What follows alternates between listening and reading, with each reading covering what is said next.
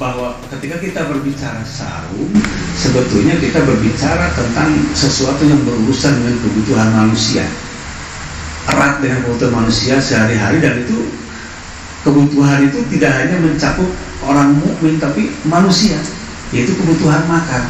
Dan saum identik itu dengan persoalan makan minum, sehingga nanti kita akan menemukan apa kaitannya saum sehingga masuk dalam konteks predikat ketakwaan, bahwa ternyata ayat saum ini diungkap dalam surat Al-Baqarah 183 dan ayat-ayat sebelumnya sangat berdekatan sekali ketika Al-Quran berbicara juga tentang makan sebelum ayat saum ini. Ayat 102 Allah Al-Quran memanggil kepada orang-orang mukmin, ya ayyuhalladzina amanu kulu min thayyibati ma razaqnakum washkurullaha in kuntum iyyahu ta'budun. Perintah Allah kepada orang-orang mukmin, makanlah ya, dari apa yang thayyib yang telah kami rizkikan, dan bersyukurlah kepada Allah jika kamu sekalian hanya kepada Allah beribadah. Ayat ini lebih mendekatkan prinsip-prinsip persoalan-persoalan makan dengan rezeki, bersyukur dan beribadah. Maka mundur lagi sekian ayat berikutnya pada 168 kita menemukan lagi ayat tentang makan ini, yang dalam ayat ini justru disampaikan dalam ungkapan yang lepas, umum, luas gitu ya. Kita lihat saja dalam ayat 168-nya, panggilan Allah dan perintah Allah untuk makan makanan yang halal dan yang thayyib, objeknya adalah semua manusia, bukan orang mukmin. Ayatnya adalah ya ayuhan nas kulu mimma fil ardi halalan thayyiban. Wahai manusia, wahai seluruh manusia, makanlah dari apa yang ada di bumi yang halal dan yang thayyib. Coba kita bayangkan dalam ayat ini panggilan Allah tentang makan bahkan menyebut kata halal dan thayyib bagi semua manusia, bukan bagi orang mukmin. Padahal selama ini kita dan kebanyakan di antara kita mengenal istilah halal itu ya bagi orang mukmin, bagi orang muslim gitu kan. Sehingga kalau ada orang yang bukan Islam memakan makanan yang haram, kita tidak akan mempersoalkan, dia kan nggak Islam gitu. Lalu bagaimana dengan ayat ini, bahwa yang disebut adalah manusia agar mereka makan makanan yang halal? Kalau begitu, bahwa sebetulnya kepentingan manusia terhadap makanan dan konsumsi itu adalah kebutuhan yang sama yang akan dirasakan oleh setiap manusia. Sama itu, akibatnya sama, prosesnya sama, akibatnya sama.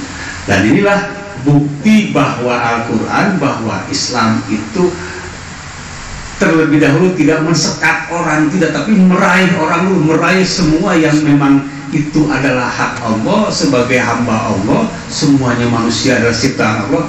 Maka Allah berhak untuk memanggil mereka, untuk menyeru dan untuk meraih semua.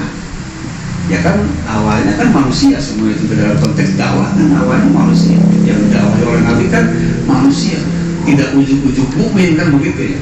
Bahwa mukmin itu adalah tahap berikutnya, dan itu statusnya manusia. Kemudian jadi mukmin, sebelum jadi mukmin manusia, maka karena dia manusia menerima panggilan Allah, maka kemudian naiklah jabatannya menjadi mukmin. Karena tidak mau menerimanya, maka tidak naik jadi mukmin, tetap statusnya dalam status kufur. Oleh karena itu, sebetulnya aturan itu berlaku bagi semua manusia, termasuk aturan makan halal dan thayyib adalah kebutuhan manusia. Lalu apa kebutuhan manusia dengan makan sampai harus memperhatikan yang halal? Ini pendekatannya seperti yang sering saya sampaikan, selalu pendekatan yang rasional dulu, pendekatan yang orang itu akan mudah menerima gitu kan, akan mudah menyambut. Kenapa manusia harus memperhatikan konsumsinya yang baik, yang halal? Ya karena sesuatu yang haram mesti akan melahirkan kerusakan bagi siapapun yang mengkonsumsinya, kan begitu ya. Sesuatu yang haram itu kan akan menimbulkan kerusakan. Sementara kita paham bahwa manusia itu kan sama, semua itu min nafsi wahid, min datin wahid, umatan wahidah, sama manusia itu. Jadi apa yang dikonsumsi oleh si A akan sama juga akibatnya sebagaimana apa yang dikonsumsi oleh si B kalau makanannya sama. Karena itu adalah kebutuhan manusia, sebetulnya tanpa ada ayat ini manusia sedang mencari itu. Oleh karena itu tidak kaget kalau kita menemukan informasi tentang dunia sehat, tentang makan segala macam, balah banyaknya bukan dari orang-orang muslim, dari orang-orang kafir, dari orang karena ini kebutuhan manusia. Ini manfaat makanan ini, manfaat ini, bahaya makanan ini. Wah, kita banyak nonton, banyak mendapat informasi malah dari ilmuwan-ilmuwan, yang ilmuwan itu sebetulnya ya manusia, dan itu sebetulnya kalau dia mukmin, luar biasa itu, karena dia sudah menjawab tentang wahai manusia, makanlah karena di bumi ini yang halal dan yang thayyib. Lalu apa kaitan dengan orang mukmin? Tentu saja orang mukmin setingkat lebih dari itu, ditingkatkan derajatnya. Maka muncullah pada ayat berikutnya, ayat 172-nya, ya ayyuhalladzina amanu kulu min thayyibati ma razaqnakum. Wahai orang-orang yang beriman, makanlah oleh kamu sekalian yang thayyib, yang telah kami rizkikan kepada kalian. Di sini malah nggak ada halalnya, langsung ke thayyib aja. Orang yang beriman, orang yang beriman makanlah yang thayyib. Karena orang-orang yang beriman sudah tidak harus lagi mikir soal halal atau enggak, sudah pasti orang beriman sudah di wilayah halal. Bahkan lebih dari itu, sudah harus berdasarkan keimanan ma razaqnakum. Itu yang paham rezeki itu keimanan. Karena dia tadi waktu menyebut manusia nggak ada bahasa rezeki, nggak ada. Karena ngapain kita ngasih tahu orang yang belum iman dikasih ini rezeki, nggak ngerti, orang imannya juga nggak ngerti, baru itu rezeki ya gitu kan. Jadi rezeki itu adalah turunan berikutnya, karena dia percaya kepada Allah, ini adalah rezeki dari Allah. Kalau orang sama Allahnya yang tidak percaya, bagaimana dia tahu ini adalah rezeki?